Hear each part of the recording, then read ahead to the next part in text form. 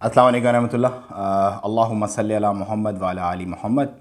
आज आशूरे का दिन है और एक बहुत बहुत बहुत बड़ा दिन है हर मुसलमान के लिए, चाहे वो किसी भी मकतबा फ़िक्र से उसका ताल्लुक़ हो, कोई भी उसका फ़िरका हो। लेकिन ग़म हुसैन और जो शहादत नवासा रसूलुल्लाह सल्लल्लाहु अलैहि वालैहि वसल्लम है, वो एक यकीनन एक ऐसा सदमा है पूरी उम्मत के लिए कि जो नहीं भुलाया जा सकता कभी भी।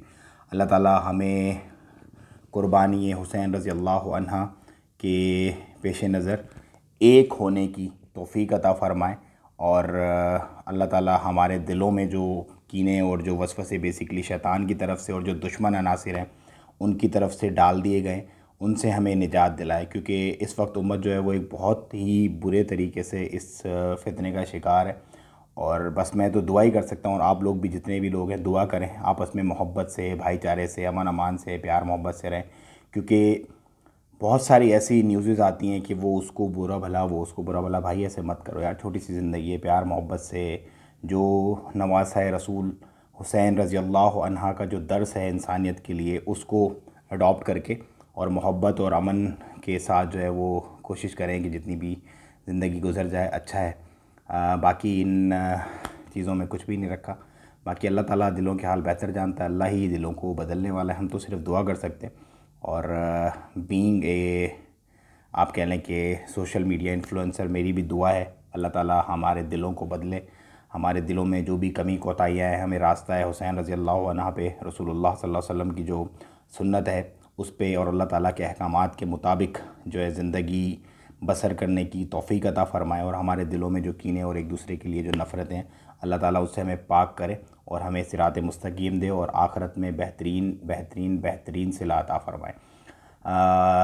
अब हम जिक्र करते हैं कुछ ओमान की अपडेट्स। आज आप लोगों ने देखा होगा केसेस जो हैं वो 539 हुए, 539 केसेस हुए और 27 डेथ हुई हैं।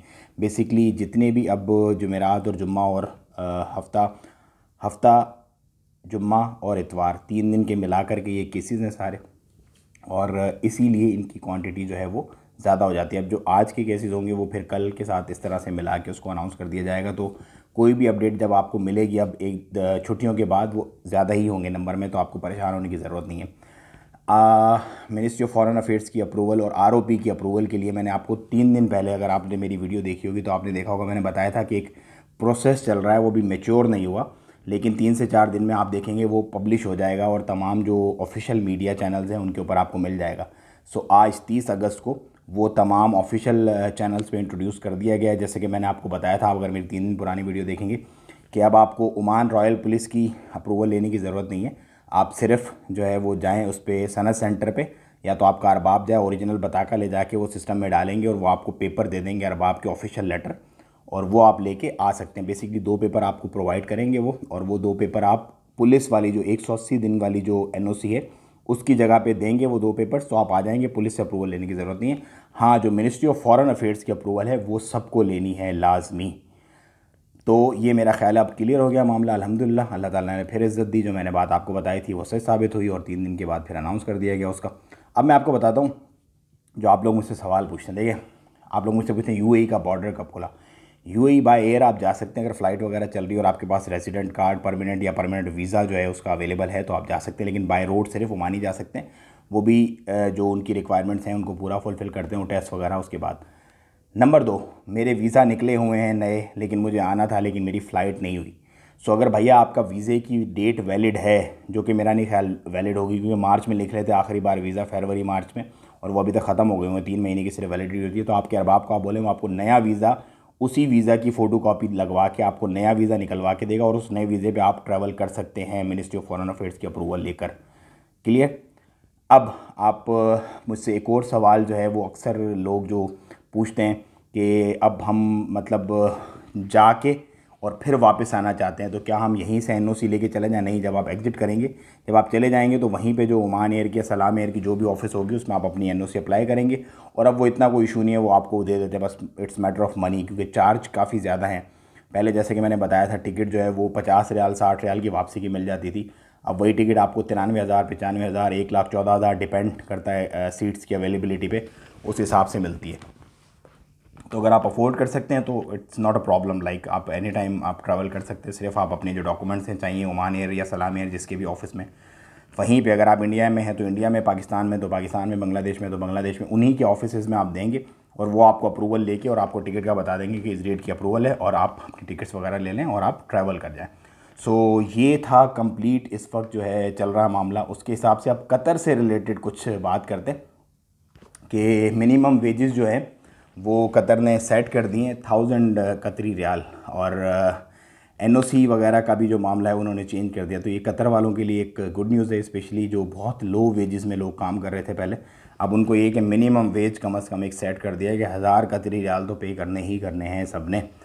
उसके बाद ओणम फेस्टिवल चल रहा है, जितने भी मलयालम लोग हैं, लेकिन उस पर गैदरिंग्स वगैरह के लिए मना किया गया है कि गैदरिंग्स आपने नहीं करनी। बिल्कुल जो प्रोसीजर्स हैं, जो तरीक़ाकार इस वक्त चल रहे हैं ओमान सुप्रीम कमेटी की तरफ से, उनको मज़ीद आपने फॉलो करना है और ब्रेक नहीं करना किसी भी चीज़ को। अभी रूवी हाई स्ट्रीट, रूवी और मतरा की जो रौनकें हैं अल्हम्दुलिल्लाह वो लौट रही हैं आहिस्ता आहिस्ता, और कारोबार जो है वो अच्छी तरह से अब थोड़ा रनिंग में आ रहा है। जैसे कि मैंने आपको बताया था, पहले भी दुआ भी की थी बेसिकली कि यार अल्लाह ताला आपको इंशाल्लाह इससे बहुत अच्छा रिज़्क देंगे, तो अब इंशाल्लाह आप लोग स्टेबल हो जाएंगे। जो भी आपकी परेशानियां हो गई, अब इंशाल्लाह आप लोग अपनी रूटीन में जो है ज़िंदगी में आ जाएंगे। सो बस हर मुश्किल के साथ आसानी है और आसानियों के सफ़र चल रहे हैं। अब जो मुझे पहले से जानते हैं, शुरू से जो मुझे मिशन राशन से जानते हैं, आप कमेंट करके मुझे बताइएगा कितने लोग ऐसे हैं जो मिशन राशन से मेरे साथ हैं।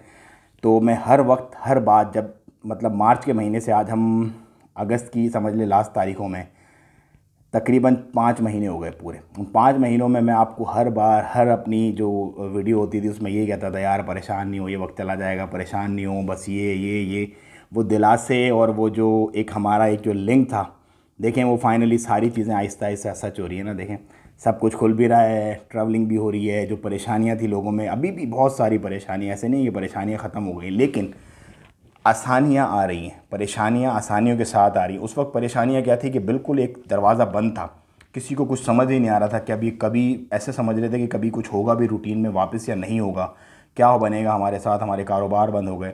लेकिन देखें मुश्किल वक्त होता है, हर इंसान की ज़िंदगी में मुश्किल वक्त होता है, चाहे वो कितना ही अमीर हो चाहे कितना ही गरीब हो।